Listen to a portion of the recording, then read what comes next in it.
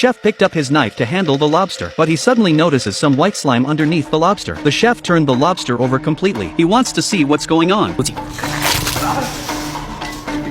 The chef was furious and asked his assistant to clean it up. The handyman also got sprayed when he put the lobster in the rubbish collection system. The chef is a little distracted tonight. He's trying to do a good job, but he suddenly feels sick and has to let someone else do it for him. The chef feels his body getting weaker and weaker. A lot of sweat poured out, and the handyman feels the same way. She also felt that her body was in a terrible state. She even accidentally spilled a dish. That night, the chef collapsed on his way home. When he was rushed to the hospital, Dr. Mary pronounced a death sentence on the chef. Also taken to the hospital was his assistant. She was also brought here in a coma with serious injuries. Others see this as a conundrum, but Mary didn't think so, because both of them had been vomiting black liquid. In all her years as a doctor, she had never seen anything like it. Mary left the other doctors in the hospital to treat the assistant. She came into the restaurant and asked the kitchen staff, and learned that their illness might be related to lobster. She also learned that the handyman girl had been exposed to lobster. Mary got the girl's address and headed for her house. At this time, the assistant in the hospital had a physical abnormality. The doctor who changed the medication rushed to give the assistant an injection of epinephrine, then her gave he CPR. The assistant's condition did not improve. Instead, his body trembled violently. The three men tried to hold the assistant down, but it was all in vain. The assistant's body trembled even more violently. Then he died in the hospital. Mary, who came to the girl's house, received a call from the hospital. She realized that the assistant was dead, but she searched the house and didn't find the girl. Only the last bedroom remained unsearched. Mary carefully opened the door.